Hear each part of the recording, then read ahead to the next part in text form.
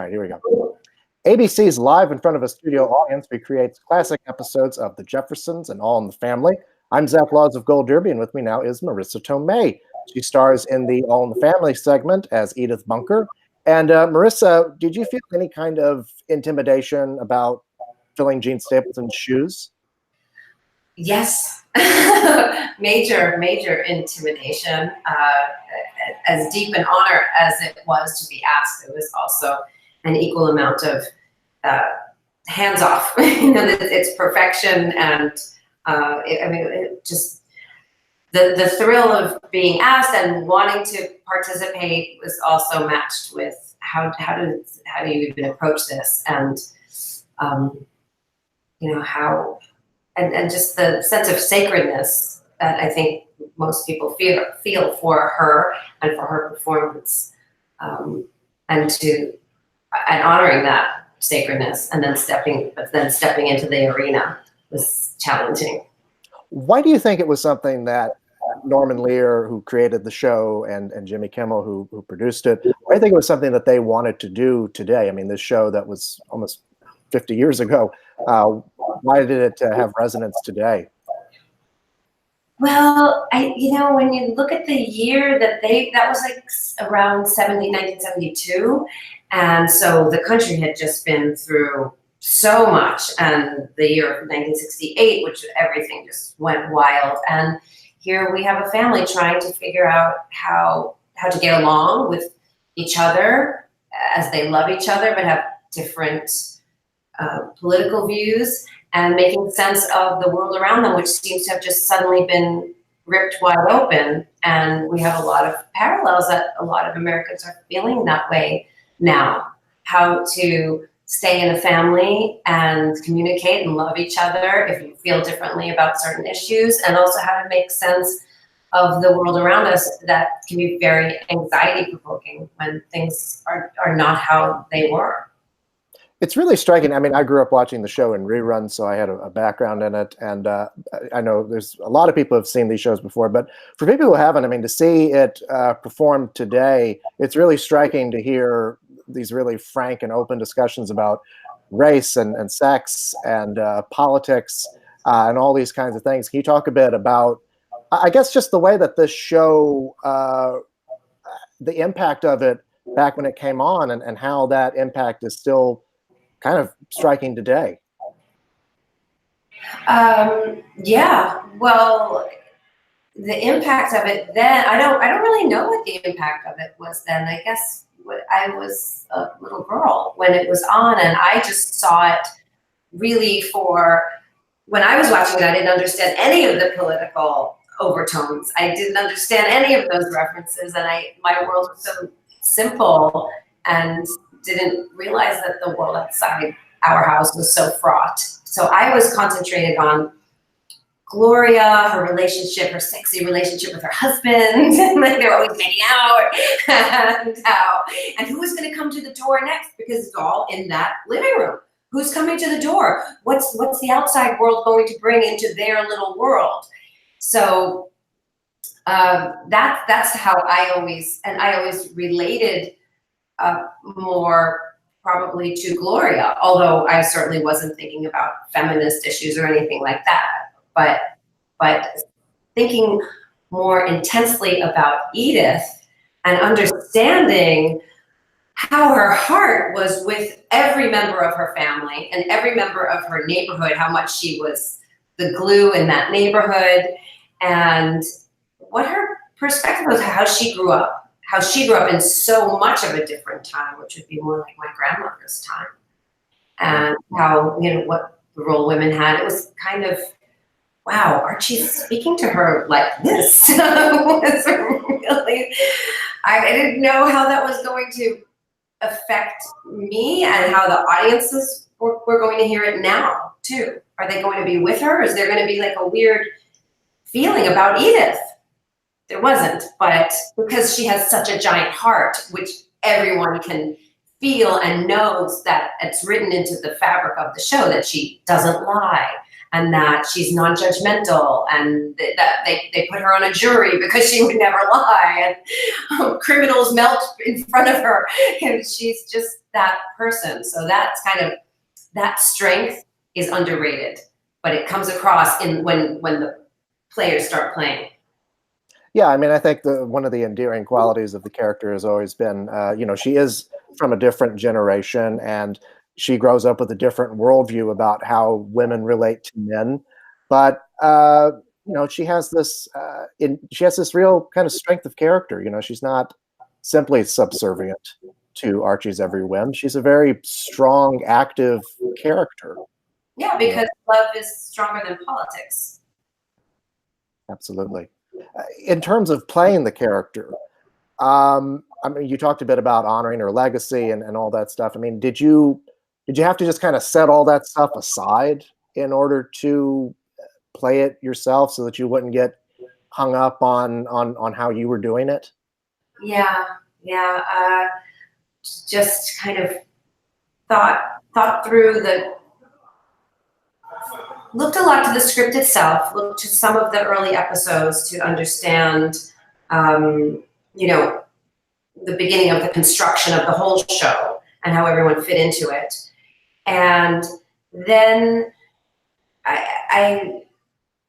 I purposely set aside thinking about Jean or really even communing with her. I had a really lovely message. We rehearsed for 5 days, so out on the third day, a friend of a friend is friends with Jean's son, and he sent a very nice blessing towards me. I felt that came, the spirit airwaves that meant a lot to me, and it did give me some confidence. And other than that, I just thought, let's just play this. Let's see how the jokes play.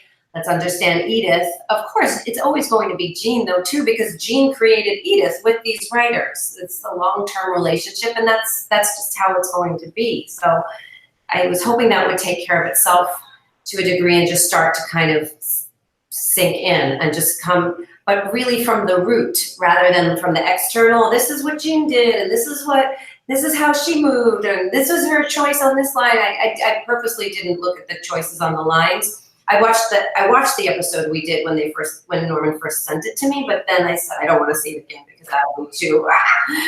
And then at the very end, before we performed with the audience, I did have some time that I put aside to kind of just commune with Jean and ask for her blessing. So that's how I approached it. But the show itself has a lot of the history. It has how Archie and she met and where she grew up and how she loved. And one of the big keys for me, it wasn't necessarily how Jean did it, but that the character of Edith loves Kay Kaiser and loves Deanna Durbin. So she loves these kind of singers that sing in the way that she sings with that, that's what she likes. That was the pop music of her time. So when I understood it from its root, and then also understood that, like with the costumes, for example, we thought, well, Jean always was she wore this green a lot. Edith wore green, but maybe that was just, a color that looks good on Jean Stapleton, who knows? And maybe I should try this color or that color. But as it turns out, no, it's a very well thought out choice because that's the color that looked really good on that set. So it was like almost like a full circle thing, but it had the depth of understanding where it was all coming from. So it really made it a joy. Yeah. It's an interesting idea for a special because it's treating these old shows like they're a piece of theater. I mean, obviously we see thousands of productions of Streetcar or Death of a Salesman, but the idea of taking these works and having other actors perform them, it's an interesting concept. You've done theater before. How did those experiences and that training help you with this? It did help me because I felt like I knew how to pace myself.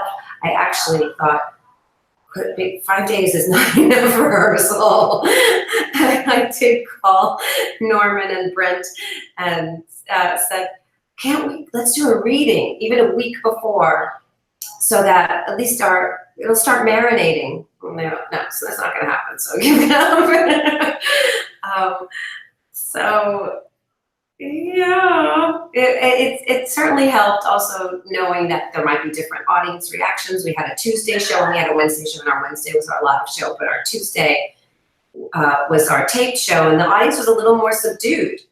So I think all of us on the Wednesday kind of, whether we've done theater before or not, and I think almost everyone has had experience with live performing, whether they're comedians or do theater.